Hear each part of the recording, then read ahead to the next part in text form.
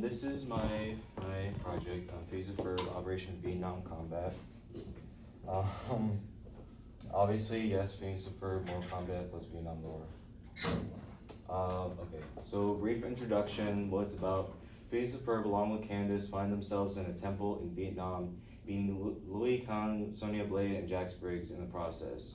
Phineas and Ferb train to become soldiers to prepare for the war, not knowing what they're going to get themselves into. And meanwhile, Different Spirits plans to take over Vietnam with a little help from Sub-Zero, making them the chaotic evil duo, and Perry tries to find a way to stop them. My inspiration was the Phineas and Ferb Across the Second Dimension, and then the 2021 Mortal Kombat movie, and Fury. Why it's meaningful? It shows the war. It shows that war can change sometimes physically and emotionally, and that no matter the challenge, you put the effort to do it. And okay, so Act 1, the film begins at Phineas and Ferb's backyard as they try to figure out whether or not they should build a time machine in Vietnam for the history project or not. Ferb then pulls out a blueprint of a device that will make them travel to Vietnam in February 1965 to go see what life was like back then. Phineas says his signature catchphrase, and instead of asking where Perry is, they quickly get to building it.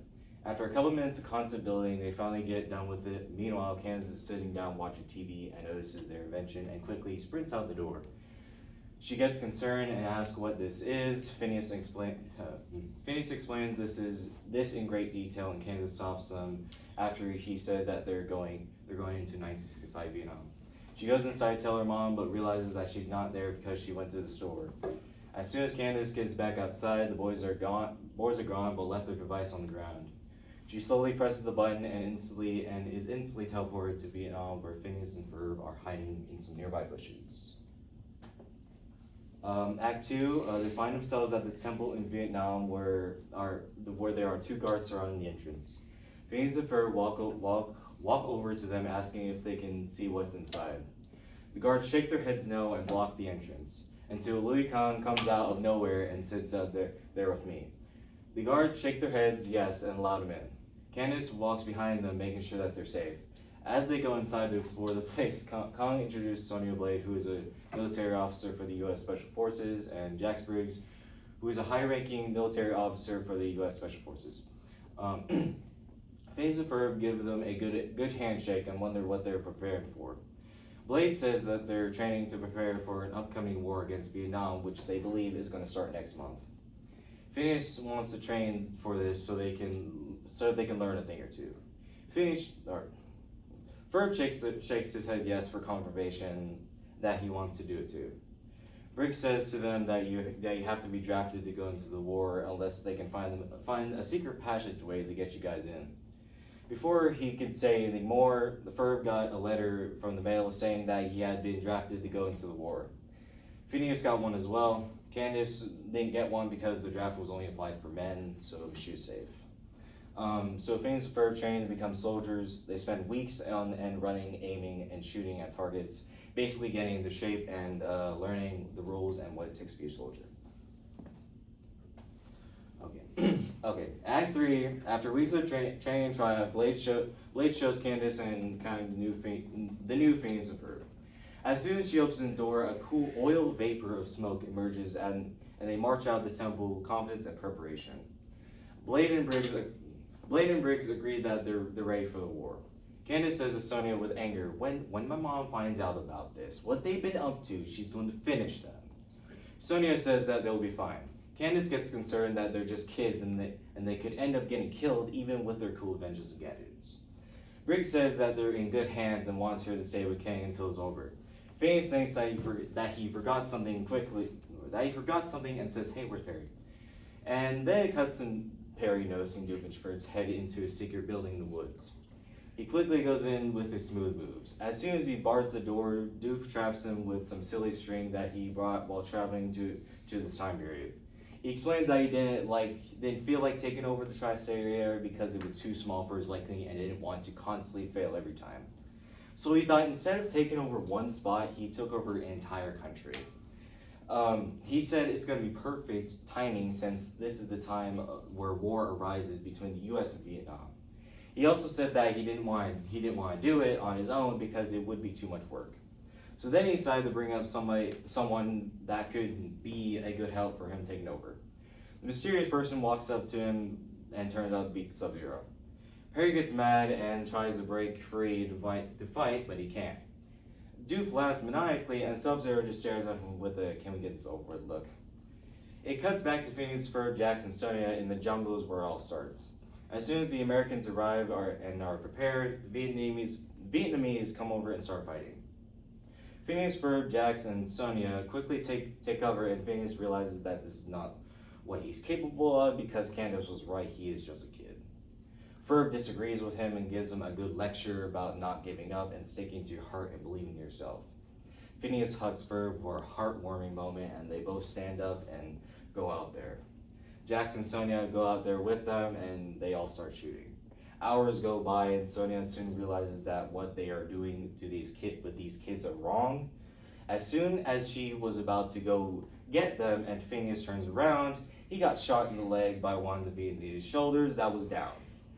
Ferb quickly notices and finds a cloth to cover his injury.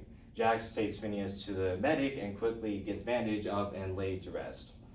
Ferb decides that Phineas should be the tech person because he seems to fit that role pretty well rather than a soldier. Sonia and Jax look at each other and agree and leave him alone to do his thing. Ferb, Jax, and Sonia keep fighting them off and end up having a solid victory. Meanwhile, Doofenshmirtz builds a Vietnam takeover-inator that will make people surrender him, making him prime ruler of Vietnam. Sub-Zero thinks that this is too simple and thinks that it would be a good idea to freeze everyone except the soldiers and take their bodies and drop them into the ocean, never to be seen again. That way, nobody would be able to take over, but be able to run an army of robots. Doof thinks that it could be a better idea. Thinks that could be a better idea, but thinks that it would be too harsh. Sub-Zero understands that, but secretly does it anyway.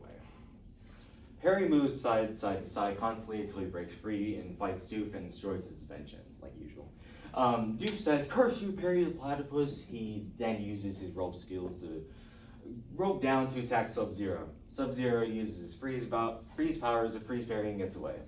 Perry uses a backup heater device to melt the ice from him and quickly attacks him again and traps him with a silly string. He then uses his teleportation device to teleport Sub-Zero back to his home where he belongs. Never destroy anyone again. Sub-Zero sighs disappointingly. It cuts back to the jungle where Phineas, Ferb, Sonia, and Jax won the fight. Ferb checks up on Phineas to see if he's doing alright, and turns out he's just sleeping. Ferb smiles and asks Sonia and Jax to carry him, so Jax carries Phineas and they return back to the temple. Candace and Kung are waiting outside the door, and Candace's eyes widen and quickly run over to them asking if Phineas is okay. Ferb shakes his head no, and Jax explains that he got shot in the leg. Candace almost tears up and feels bad that he couldn't be there for him. Ferb tells Candace that he's fighting the pain right now, so maybe we should go home. Candace instantly says no and says, "If Mom finds out about this, she'll kill me and ground y'all for life. I know it's my dream to finally bust you two, but this is not something I want to go down for. We need to not let Mom know and make something up. It's the only way." Ferb says, "I know this is rough, but if we lie to Mom, she'll think we have something to do with this injury and ground us forever and not trust anyone. We just need to go home now and tell Mom the truth. Maybe she'll let us off the hook and let us help them." Candace agrees and says, "Let's go home. Let's go home. I think we had enough for one day." They use his teleportation device that Ferb somehow kept in his pocket, unscratched, and head home. Ferb and Candace salute Sonia and Jax, and they do it back and end up home. Candace and Ferb carry Phineas to the couch and their mom. And their mom, Linda, comes back from the store. She notices Phineas' injury and asks what happened. Ferb explains the entire situation, and she is shocked and worried. She takes him to the hospital and get him fixed up. After a few weeks, Phineas comes out of the hospital and better in crutches. Ferb asks, "How are you feeling, bro?" Phineas says, "Well, Ferb, after all that stuff that happened today, this was a pretty interesting but a great day. I think what I've learned from this is not only do you have the experience of a lifetime, but you have people that'll have your back every time." Ferb then asks, "And you were the best brother a guy could ask for. Proud of you, man." Candace says, I'm just glad you're okay. Linda honks the horn and says, are you guys coming or what? They all head in the car and drive home. The next day, Phineas and Ferb head to school to present their history project about the Vietnam War. They end up getting an A for it and feel so proud of themselves what they accomplished. And that was the end of that. Okay, characters. Okay, so Phineas is a boy with curiosity and imagination and always comes up with something new. His motivation is realizing that war is not something to mess around, but having a brother that's always there for him. Ferb is a boy who sometimes is a silent type, but helps Phineas out no matter what. His motivation is never giving up and staying calm even if it hurts to try. Candace is the older sister of Phineas and Ferb who always tries to get them in trouble for their inventions. Her motivation is making sure that their brothers are safer and protected. Doofenshmirtz, however, is an evil scientist who makes these innators to rule the world and become leader. His motivation is that he wants to take over something he hasn't done before, and so he puts in the effort to do it. Harry is a semi-aquatic platypus whose duty is to stop Doofenshmirtz at all costs. His motivation is to make sure the world is safe from pure evil.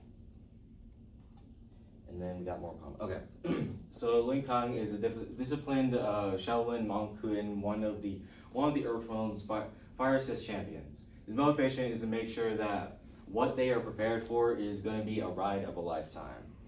Sonya Blaze, German Special Forces operative and researcher. Her motivation is being responsible of these kids and dangerous situations, and to make sure they win this war. Sub-Zero is a cold-blooded enforcer for the forces of this Outworld. His motivation is to control and conquer, to make him feel more powerful and also kill anyone that stands his way. Jaxbriz is a Special Forces major and Earthrealm champion. His motivation is to protect anyone and be a leader. Okay. Setting and environment.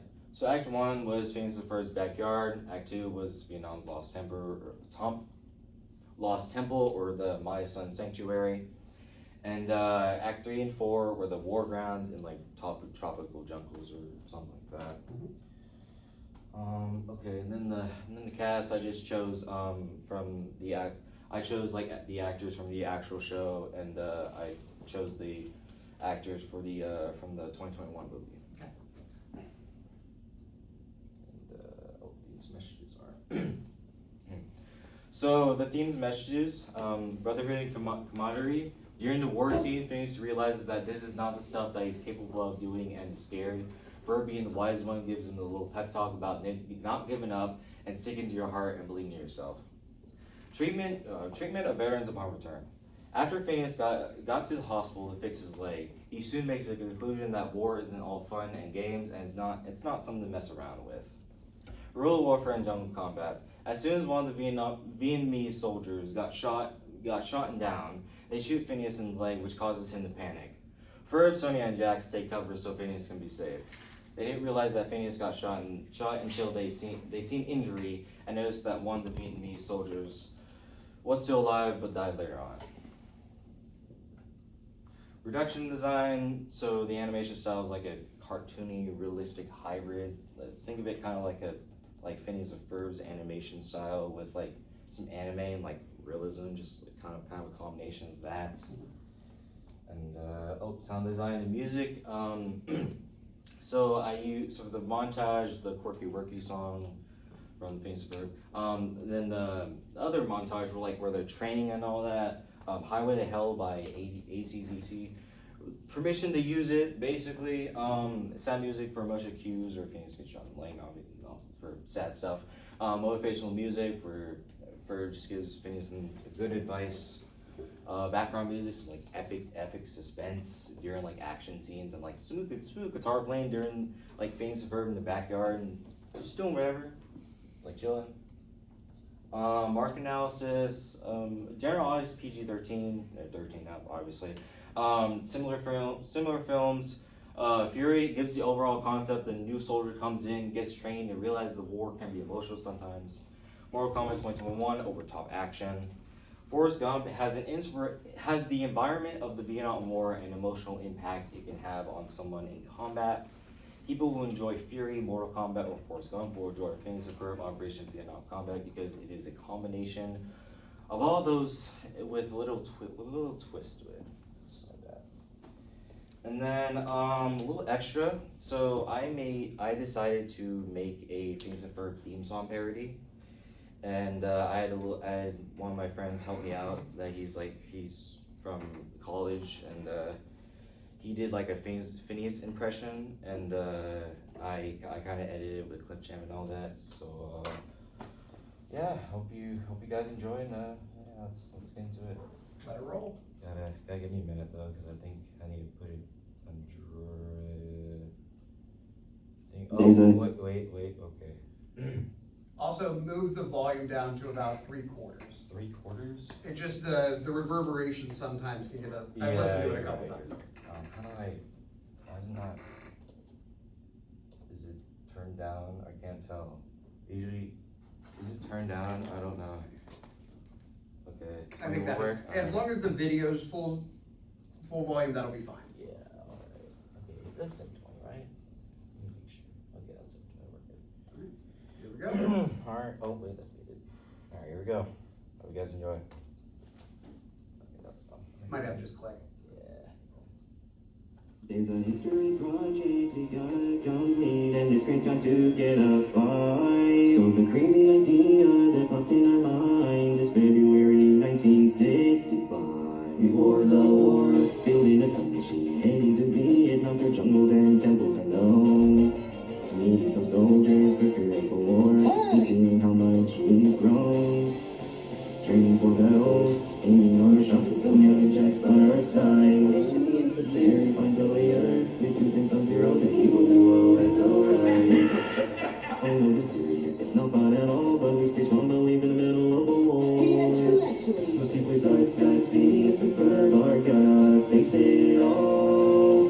Through danger and time, with heart and with courage, they're gonna stand tall. Mom, Phineas and Ferb are going to the Vietnam War to experience it for the history project. Great job, Solomon. That's it.